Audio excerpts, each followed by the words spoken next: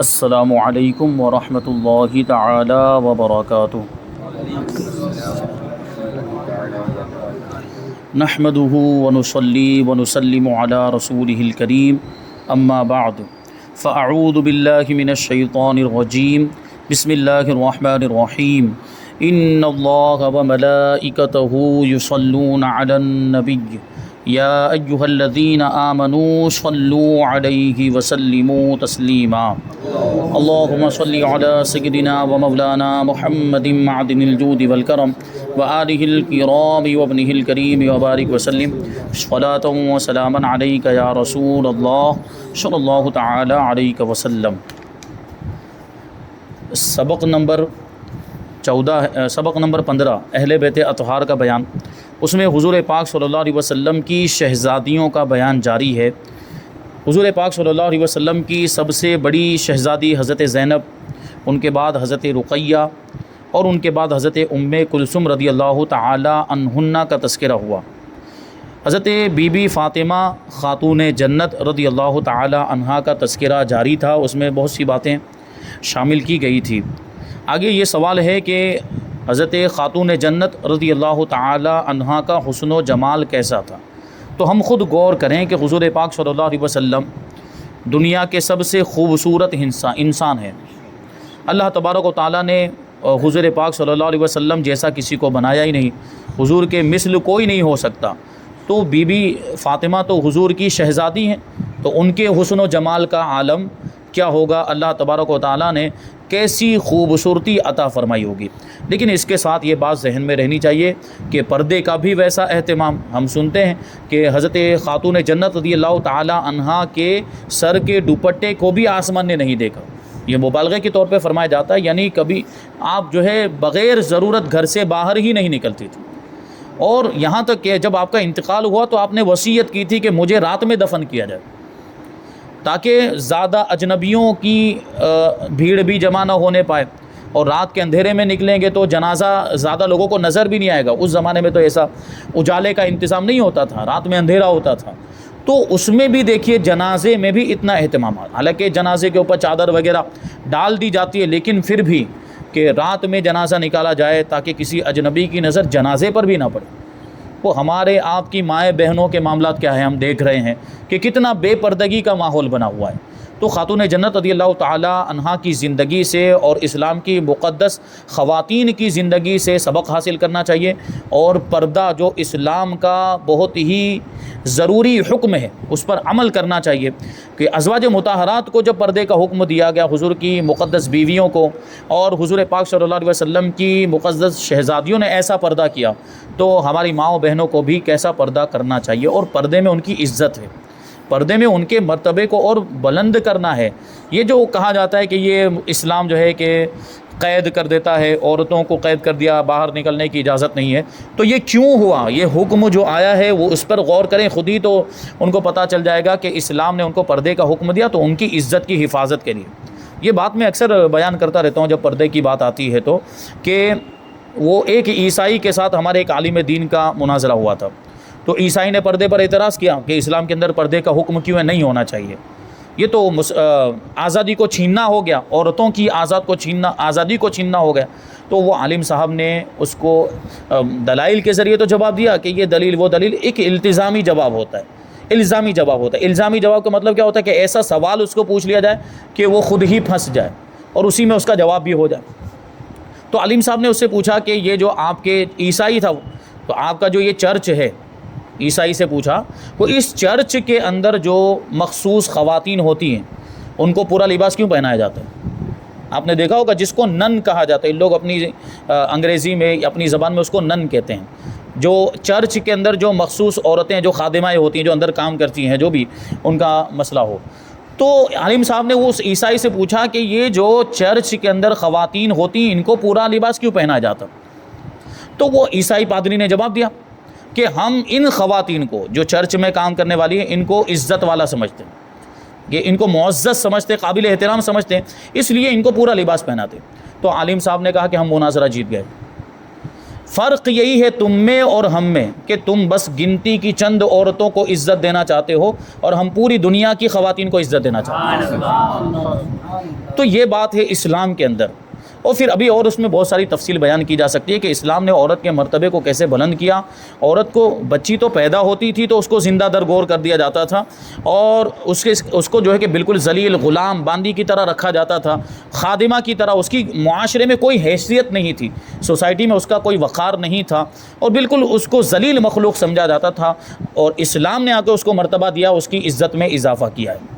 کیونکہ سمجھنے کی ضرورت ہے، ہماری جو مائیں بہنیں اور خاص طور پر ابھی جو نوجوان لڑکیاں جو تھوڑی کالج کی تعلیم حاصل کر لیتی ہیں تو وہ آزاد خیال ہو جاتی ہیں، اور معاذ اللہ پھر اپنے دین کو کمزور سمجھنے لگ جاتی ہیں، اور پردہ ان کو جو ہے کہ مشکل لگنے لگ جاتا ہے۔ تو پردے کی پابندی کریں تو دنیا میں بھی کامیاب ہوں گے اور آخرت میں بھی کامیاب ہوں گے، اور پردے کی حکمتوں کو سمجھے بلکہ اسلام کو سمجھنے کی کوشش کریں تو ان کے سامنے ساری باتیں واضح ہو جائے گی کہ اسلام نے کوئی بھی حکم بغیر فائدے کے نہیں دیا، ہر حکم کے اندر کوئی نہ کوئی فائدہ ہے۔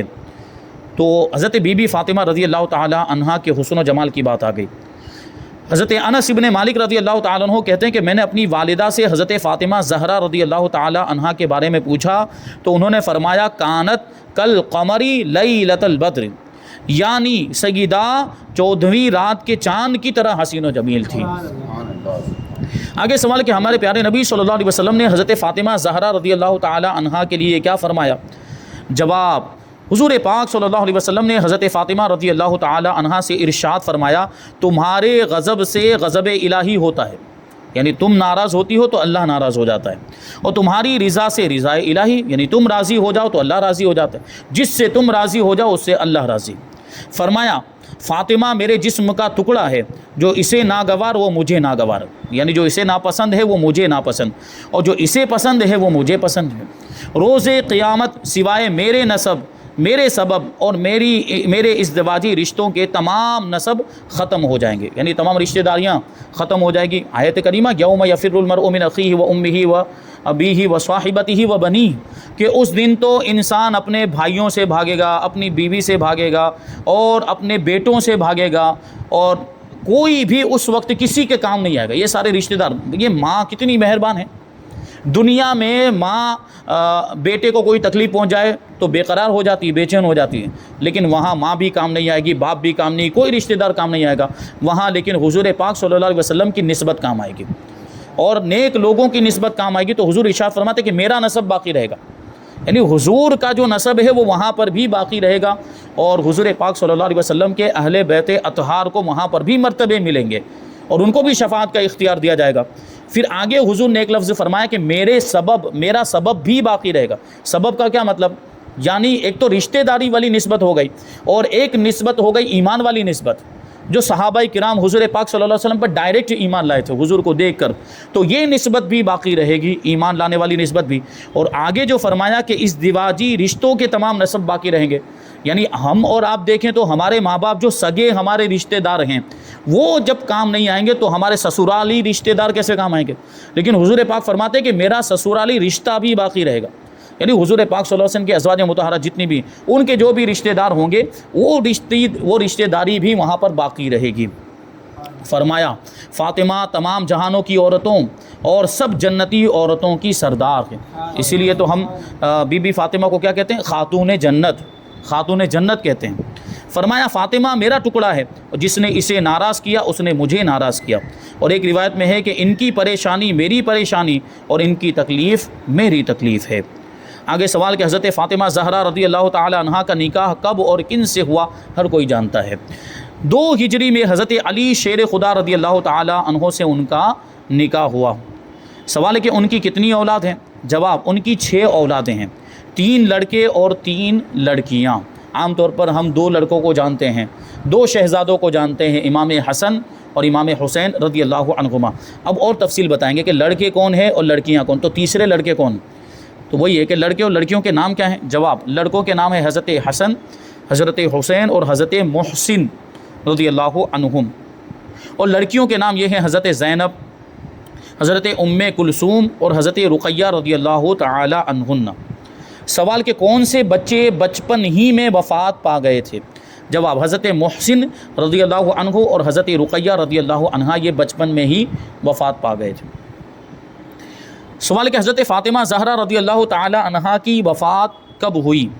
جواب حضور اقدس صلی اللہ علیہ وسلم کے وصال شریف کا حضرت بی بی فاطمہ رضی اللہ تعالی عنہا کے قلب مبارک پر بہت ہی گہرا صدمہ گزرا۔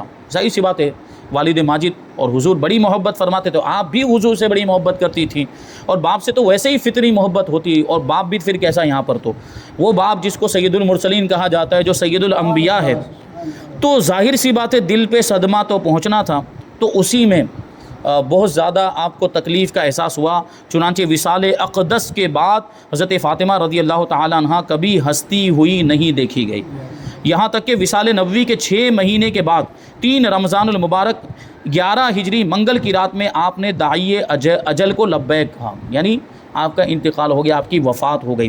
یہ حضرت بی بی فاطمہ رضی اللہ تعالیٰ عنہ۔ اور پھر ان کی ایک فضیلت اور ایک خصوصیت بھی یہ ہے کہ جب تک حضرت خاتون جنت رضی اللہ تعالیٰ عنہ حیات رہی، مولا کائنات نے دوسرا نکاح نہیں کیا کسی اور، ہاں آپ کی وفات کے بعد دوسرے نکاح انہوں نے کیے، لیکن حضرت خاتون جنت کی موجودگی میں کہ کہیں آپ کو تکلیف نہ ہو جائے، کیونکہ غیرت کے معاملات ہوتے ہیں، جب 2 نکاح ہو جائے تو سوکن اگر آ گئی تو ان کی یہ فطری چیز ہے کہ آپس میں کچھ نہ کچھ مسائل ہوں گے، تکلیف پہنچے، تو یہ تکلیف بھی مولا کائنات کو گوارا نہ تھی۔ پھر یہ کہ اگر بی بی فاطمہ کو تکلیف ہوتی تو حضور نے تو فرما دیا کہ فاطمہ کی تکلیف میری تکلیف، تو حضور کو بھی تکلیف ہوتی، تو اس وجہ سے مولا کائنات نے ان کی موجودگی میں دوسرا نکاح نہیں فرمایا۔ اور جو حضرت فاطمہ رضی اللہ تعالی عنہ کی اولاد ہیں انہی کو آل رسول کہا جائے گا، انہی کو اولاد رسول کہا جائے گا، کیونکہ حضور کا نسب حضرت فاطمہ سے چلا ہے۔ ہم اور آپ دنیا داری کے اعتبار سے دیکھو، دنیا کا قانون ہے کہ باپ کی طرف سے نسب چلتا ہے، یعنی باپ کے بیٹوں سے نسب آگے بڑھتا ہے، لیکن یہاں حضور پاک صلی اللہ علیہ وسلم کی ایک اور خصوصیت یہ ہے کہ آپ کا نسب آپ کے بیٹوں سے نہیں چلا، کیونکہ حضور کے بیٹوں کے بارے میں آپ نے سماعت کیا کہ بچپن ہی میں وفات پا گئے تھے، تو حضور کا جو نسب چلا ہے وہ بیٹی سے چلا، یعنی حضرت فاطمہ رضی اللہ تعالی عنہ سے چلا، اور یہی حضرت فاطمہ کی اولاد ہی کو آل رسول یا سادات ہم کہتے ہیں۔ اور حضرت مولا کائنات علی مرتضیٰ رضی اللہ تعالی عنہ کی دوسری بیویوں سے جو اولاد ہوئی ان کو علوی کہا جائے گا، کیونکہ حضرت علی کی طرف نسبت ہے ان کی، اور جس کی حضرت علی کی طرف نسبت ہو وہ ہوا علوی، لیکن ان کا شمار سادات میں نہیں ہوگا، ان کا شمار آل رسول میں نہیں ہوگا۔ آل رسول کسے کہا جائے گا؟ جو حضرت فاطمہ سے ہوں، حضرت فاطمہ کی اولاد میں سے ہوں، ان کو آل رسول اور سادات کہا جائے گا۔ آگے سوال کہ حضرت فاطمہ رضی اللہ تعالی عنہ کی نماز جنازہ کس نے پڑھائی؟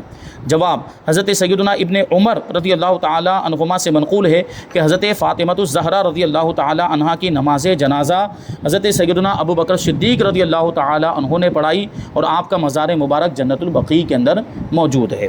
اب یہاں سے امام حسن کا تذکرہ ہے۔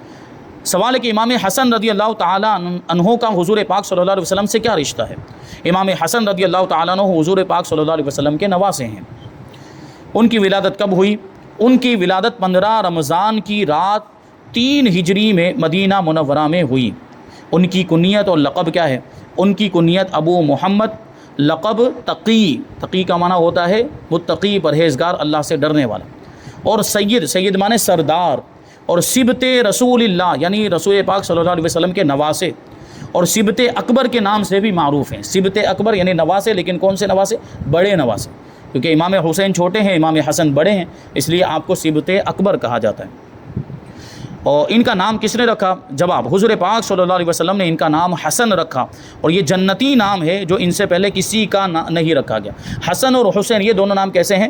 جو ان دونوں شخصیتوں سے پہلے کسی کے نام نہیں رکھے گئے۔ اور حضور نے جب یہ دونوں نام رکھے اپنے دونوں نواسوں کے، حسن اور حسین، تو ارشاد فرمایا کہ حضرت ہارون علیہ السلام نے اپنے دونوں بیٹوں کے نام شبیر اور شبر رکھا۔ ان کی زبان عبرانی زبان، غالباً عبرانی زبان میں شبیر اور شبر کا وہی مطلب ہوتا ہے جو عربی زبان میں حسن اور حسین کا مطلب ہوتا ہے، تو انہی دونوں نام پر ان دونوں شہزادوں کے نام رکھے گئے، حسن اور حسین۔ اسی وجہ سے ہم شبیر اور شبر بھی کہتے ہیں، وہ عبرانی زبان کا اعتبار کرتے ہوئے۔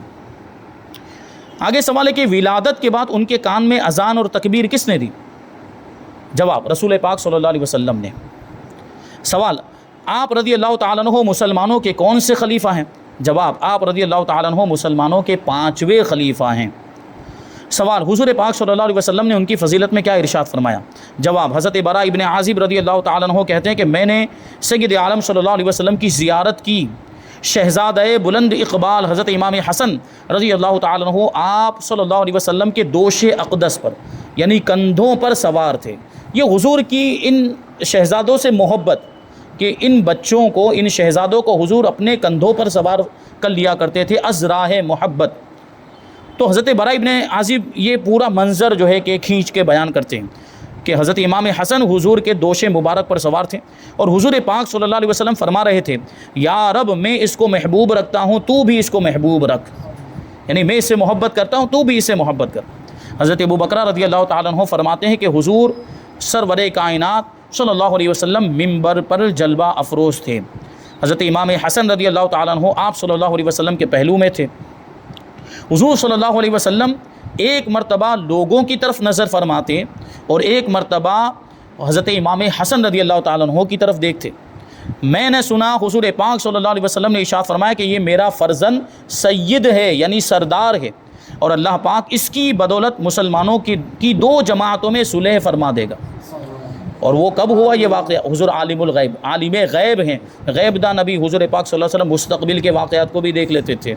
یہ واقعہ حضرت امیر معاویہ رضی اللہ تعالیٰ عنہ کے زمانے میں پیش آیا اور حضرت امام حسن مجتبیٰ رضی اللہ تعالیٰ عنہ حضرت امیر معاویہ کے حق میں خلافت سے دستبردار ہو گئے تھے، یعنی آپ نے خلافت حضرت امیر معاویہ کو سونپ دی تھی اور بہت بڑا جو جھگڑا اور بہت بڑا جو اختلاف چلا آ رہا تھا وہ ختم ہو گیا۔